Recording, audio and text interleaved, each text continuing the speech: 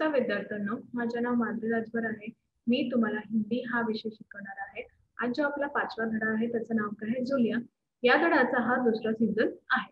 तर चला बघूया या सीझन मध्ये अजून काय दिले आहे. बघा, पहिल्या सीझन मध्ये आपण काय पाहिले की जे जुलिया आहे त्याचा किती पैसा, किती रुपये काटपत आहे. तर यांचा उत्तर देणार आहे तो की नाही? चला बघूया.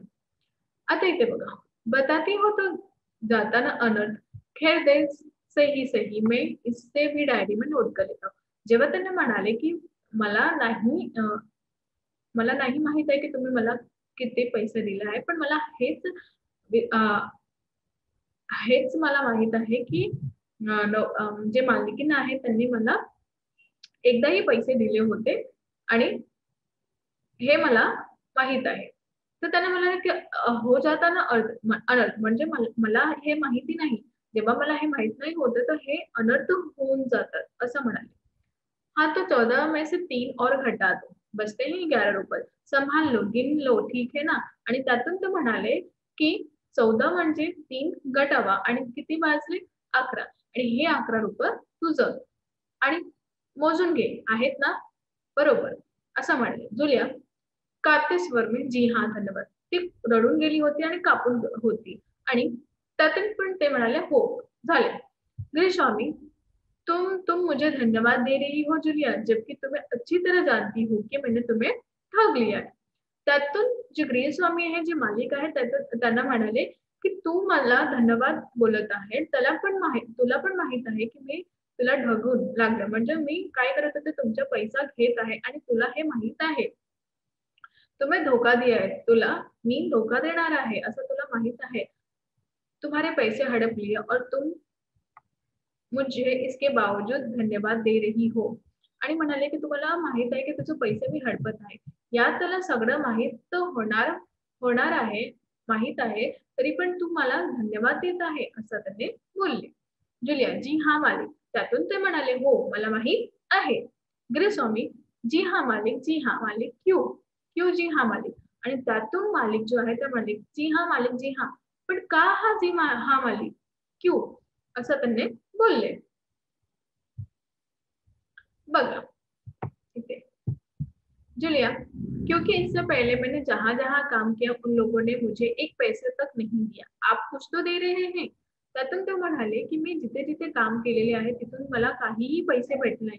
तुम्ही काही तर दिले आहे मला असं त्यांनी बोलले. म्हणजे तुम्हाला असं माहित झालं आहे की जुलिया जे आहे त्याला ते किती ते किती भोली आहे. त्याला काहीही माहित आहे, सगळं माहित आहे, पण तरीही त्याचा उत्तर ते कधीही दिले नाही. गृहस्वामी क्रोध में उन लोगों ने तुम्हें एक पैसे तक नहीं दिए जुलिया. मुझे ये बात जानकर भी आश्चर्य नहीं हो रहा है. त्यातून ते खूपच ओरडू लागले आणि म्हणाले की मला माहित आहे की त्यांना लोकांना तुला पैसे नाही दिले. हे बघून हे जाणून मला काहीही आश्चर्य नाही वाटले. कारण जुलिया मुझे इस बात के लिए माफ कर देना कि मैंने तुम्हारे साथ एक छोटा सा फुरुक मजाक किया.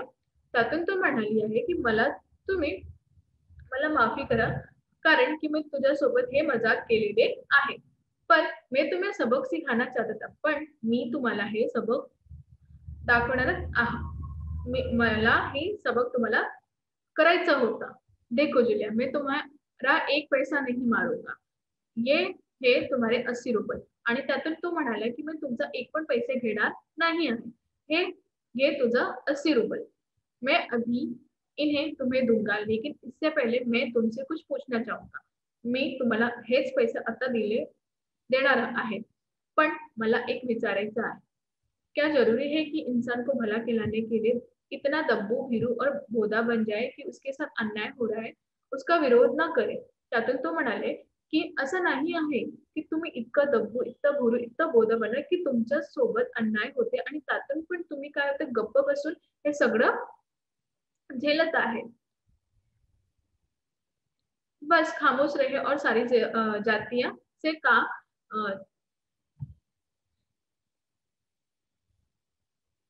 बघा खामोश रहे और सारी जातियां सहता जाए. चुप बसून हे सगळं तुम्ही काय करत झेलत आहे. नहीं जुलिया नहीं, इस तरह खामोश रहने से काम नहीं चलेगा. त्यातून बसून काहीही कार्य चालणार नाही, शांती बसून काही कार्य चालणार नाही। अपने को बचाए रखने के लिए तुम्हें इस कठोर, पूर्ण, निर्मम और हृदयहीन संसार से लढना होगा। स्वतःला वाचवण्यासाठी तुम्हाला हे जे संसार आहे त्यात खूपच लोक असे आहेत जे लोक तुमचा फायदा उचलणार, तर याच्यात तुम्हाला बाहर निकलना है। अपने दांतों और पंजों के साथ लड़ना होगा। पूरी शक्ति के साथ मत भूलो, जूलिया, इस संसार में दब्बू और ऋणरहित लोगों के लिए कोई स्थान नहीं है, कोई स्थान नहीं। त्यातून तू खूप ओरडून म्हणाला की या जगात दब्बू आणि ऋणरहित म्हणजे ज्यांना हड्डी नाही असतात त्यांचं तर या जगात कोणीही कधीही कोणीही काहीही स्थान नाही आहे, कुठे पण नाही आहे असे तो म्हणाला। तर हे झालं आपला धडा। आता आपण बघूया प्रश्न आणि उत्तरे। बघा शब्दात हिंदीतून हिंदी आणि मराठी। पहिला इतवार, रविवार आणि मराठीतून पण रविवार। कठोर, कडा, मराठीतून कठोर। कापना, शरीर में कंपन होना आणि मराठीतून हादरा। क्रोध, गुस्सा आणि राग। गृहस्वामी, घर का मालिक, घरांचा मालक। आता इथे बघा सुट्टी, रजा, अवकाश, राजा, सुट्टी। ठगना, धोका देना, फसवणे।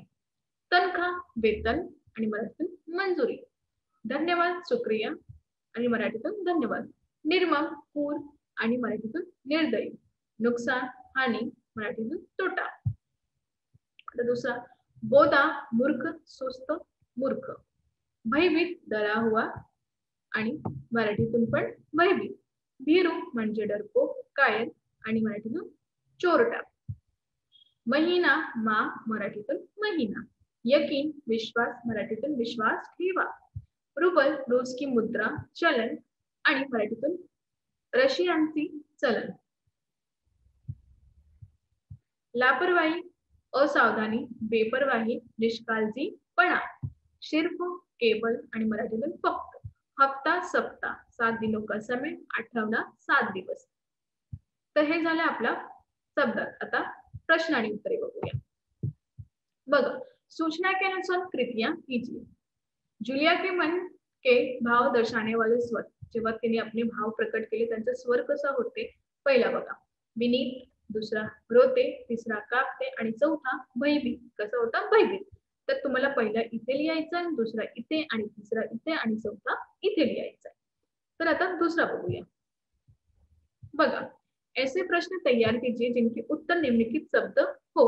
तर तुम्हाला असं प्रश्न तैयार करायचा आहे जिसका शब्द निम्नलिखित हो। पहिला बघा वाण्या, मारिया ने किसके जूते चुराए थे। उत्तर काय आहे वाण्या। तर असा प्रश्न बनायचा तुमचा की हा शब्द नाही येणार आहे याच्यामध्ये। दुसरा रुबल, उत्तर उस मुद्रा का नाम बताइए जिसमें जूलिया को तनख्वाह मिलती थी। काय होतं रुबल होता ते। तर हे पण झालं आपला प्रश्न आणि उत्तरे। आता बघा स्वमत, स्वतःचा मत लिहायचं। कई बार अज्ञान के कारण गरीबों को ठगा जाता है, ये देखकर मेरे मन में विचार आया।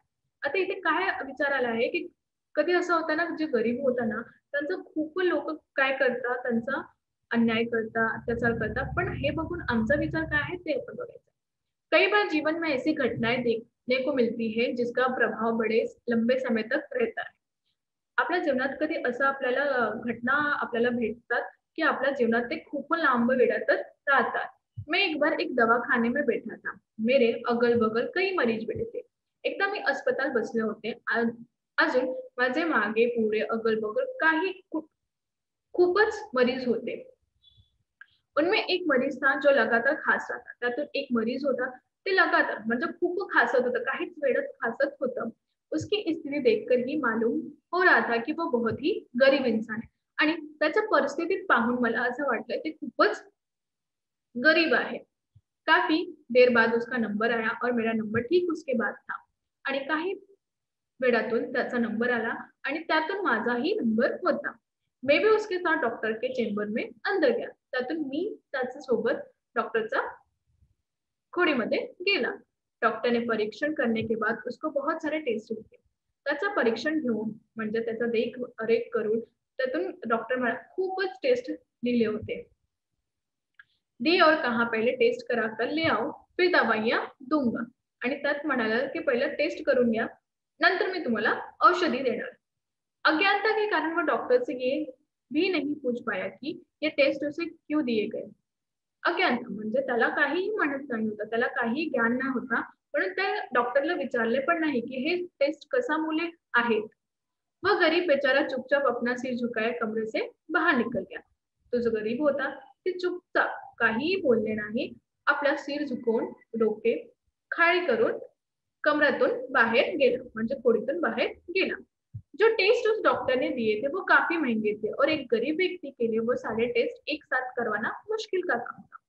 जे टेस्ट दिले होते त्या गरीबाला ते खूपच महाग होते आणि ते गरीब होते, त्यातून त्यांना काहीही करायचे पैसे नहीं होते. उस समय मेरे मन में ये विचार आया कि बड़ा होकर मैं भी डॉक्टर बनूंगा और गरीबों की निःशुल्क सेवा करूंगा. त्या दिवशी मला असा विचार आला की मी मोठा होऊन डॉक्टर बनणार आणि जे गरीब लोग हैं त्यांचा निःशुल्क सेवा करणार, म्हणजे पैसे नाही मिळणार. गांव के लोग सीधे साधे होते और ज्यादा पढ़े लिखे नहीं होते. गावात जे लोक होते ते जास्त फार अभ्यास नाही केलेले होते आणि ते खूपच सीधे साधे होते. इसी का फायदा उठाकर लोग मनचाहे ढंग से उन्हें ठगते. त्यातून त्याचाच फायदा उठून लोक काय करते, त्यातून काही काही घेत होते. विशेषकर डॉक्टर जिन्हें भगवान के बाद सबसे ज्यादा सम्मान की नजरों से देखा जाता है. विशेषतः म्हणजे पहिला कोण आहे, डॉक्टर, ज्याला आपण ईश्वराचा पद दिलेले आहे ते. कुछ लोग इस पवित्र पेशे को बदनाम कर रहे हैं. मैं आगे चलकर एक डॉक्टर के रूप में सिर्फ मरीजों की सेवा करूंगा, यही मेरी इच्छा आहे. काही असे लोक आहेत जे या नावाचा बदनाम करत आहे आणि मी मोठ्या होऊन काय करणार, डॉक्टर बनणार आणि मरीजोचा सेवा करणार, असं यांचं मत होते. आता बघा, तुमच्या समोर काही आलेले आहे ते बघून आपल्याला काय करायचं, तुम्हाला काय करायचं आहे मी सांगते. बघा, हे तुमचं काय आहे, आकलन. आकलन म्हणजे परीक्षेत जे मराठीतून आकलन म्हणतात आणि हिंदीतून परीक्षेत म्हणतात. हे तुमच्या परीक्षेत आहे. तुम्हाला यातून जे प्रश्न आहे त्यातून शोधून लिहायचं आहे. काय करायचं आहे, शोधून लिहायचं. तर त्याला या आकलनमध्ये शोधून लिहायचं आहे. तर हे सगळे तुमचं काय आहे, प्रश्न. आणि इथे बघा, हे पण आहे. तर तुम्हाला काय करायचं आहे, याचा प्रश्न बघून उत्तर लिहायचं आहे. तर हे तुमचा प्रश्न आहे आणि इथे उत्तर पण दिले आहे. हे सगळं तुमचं काय आहे, उत्तर आहे. त्याला बघून तुम्हाला लिहायचं आहे. हे पण आहे बघा. तर हे सगळे काय आहे, प्रश्न आणि उत्तरे आहे. हे सगळे उत्तर आहे आणि त्या प्रश्न तुम्हाला बघून लिहायचं आहे. तर आज आपण काय शिकलो, आज आपण हे शिकलो की आपल्याला कुठेही जाताना किंवा करताना त्यांचं एक लोकांचं मदत करावी आणि जिथे अन्याय होतं तिथं बोलून घ्यावे.